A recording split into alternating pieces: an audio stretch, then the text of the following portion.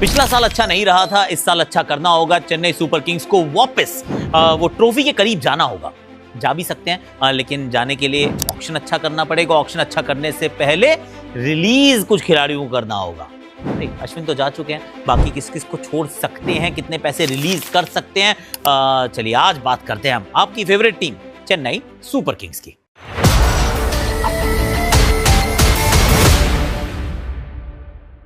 Hashtag Akashvani में आप सभी का हाथ जोड़ के स्वागत है। कैसे हो आप लोग?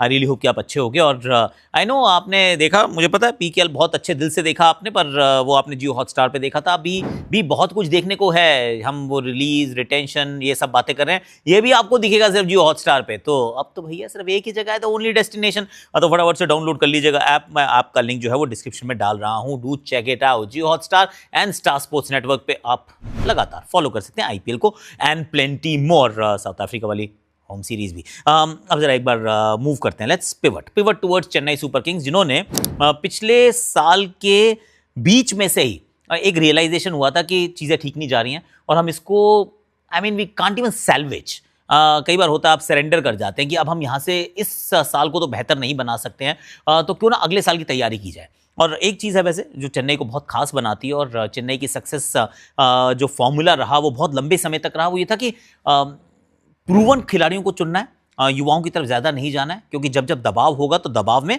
जो एक्सपीरियंस खिलाड़ी हैं वो आपको ज़्यादा अच्छा परफॉर्म करके देते हैं।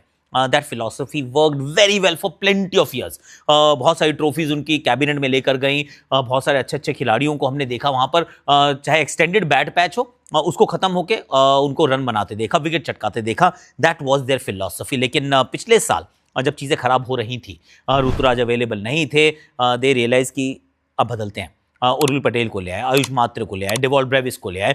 सडनली जो था वो पिवट था कि अब चलो युवाओं की तरफ चलते हैं यार। क्योंकि एक समय था वो ग्रैंड डैड्स आर्मी, ये बड़ी बहुत ज़्यादा बुजुर्ग आर्मी, ये वृद्ध टीम जो बनाई है उससे सबको प्रूव रॉन्ग करके इवेंचुअली दे रियलाइज कि चलो अब जरा दूसरी दिशा में जाना होगा।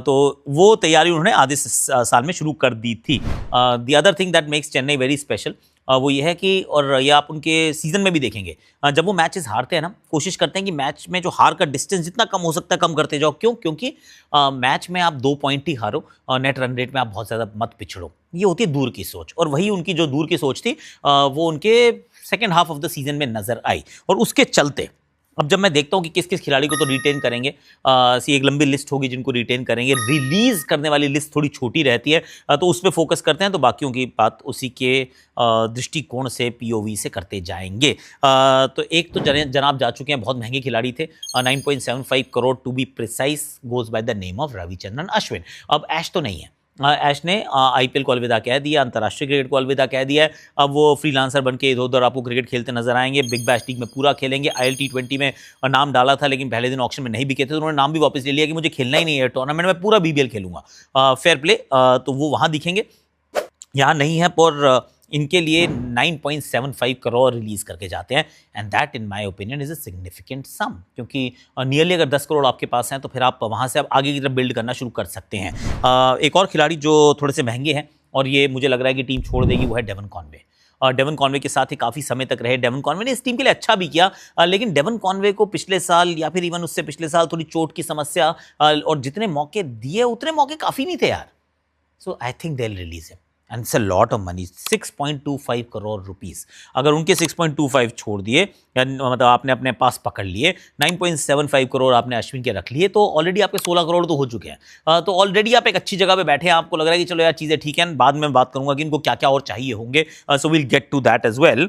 राहुल त्रिपाठी को छोड़ना होगा, 3.4 करोड़ के आते हैं, इनको आप छोड़ दीजिए। क्योंकि जैसे ही आप इनको छोड़ेंगे अनदर 3.5 करोड़ यानी कि नियरली 20 करोड़ के इर्द गिर्द आप ऑलरेडी पहुंच चुके हैं। आपने सिर्फ 3 खिलाड़ियों को छोड़ा है, and that just releases a lot of money for you to play around. और उसके बाद दीपक हुडा को छोड़ोगे, वो भी 1.7 करोड़ के हैं। आप विजय शंकर को छोड़ोगे, वो भी 1.2 करोड़ के हैं। सो नियरली 3 करोड़ रुपीज़ यहाँ पर भी आपको रिलीज हो जाएंगे।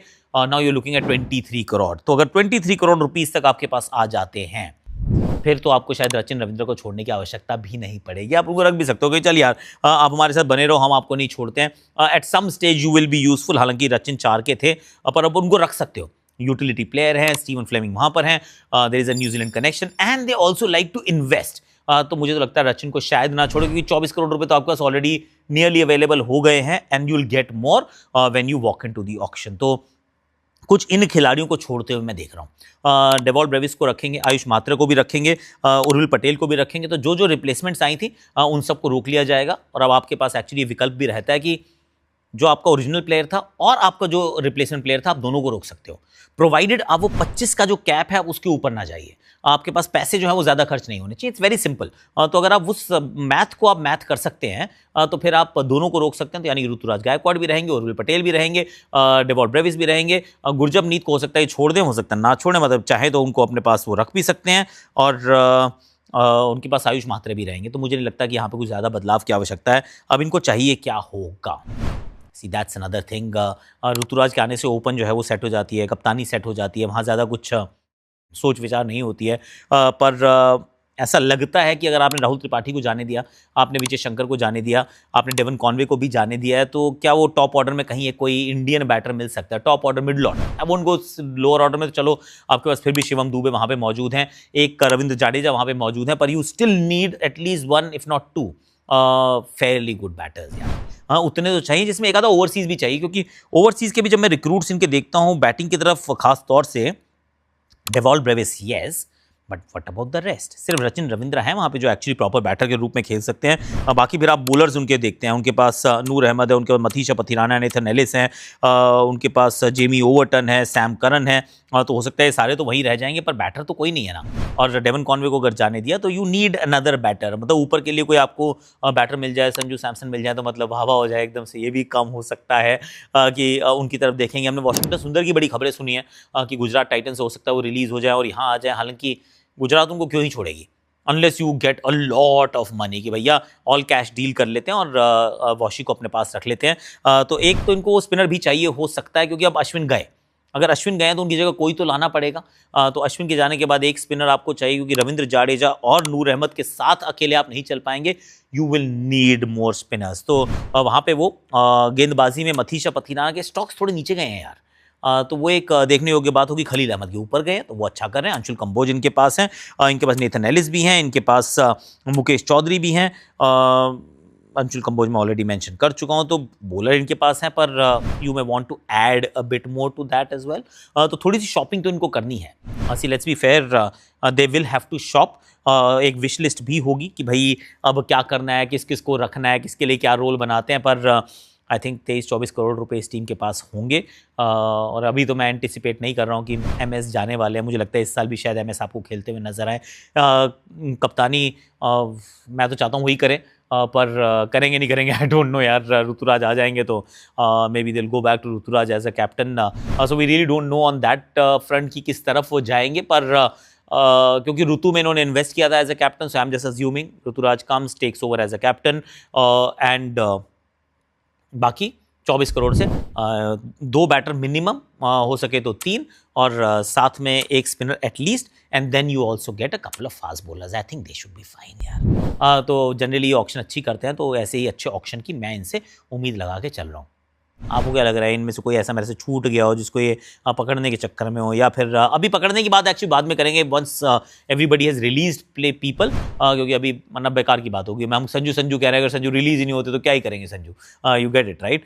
तो एक बार रिलीज़ की जो लिस्ट है मेरी, इस रिलीज़ की लिस्ट से क्या आप इत्तेफाक रखते हैं, do let me know in the comment section. और जियो हॉटस्टार को डाउनलोड करना मत भूलना। ये टूर्नामेंट खत्म हुआ है, पर बहुत सारे टूर्नामेंट चल रहे हैं, और अगर आपको रिलीज़ पे भी हो सकता है कि हम एक अच्छा सा शो बनाएंगे कि भाई किसने कितने लोगों को रिलीज़ किया है। और उसके बाद ऑक्शन पे भी एक शो होगा, ऑक्शन तो लाइव भी होगा, उसमें तो एक या दो शो भी हो सकते हैं।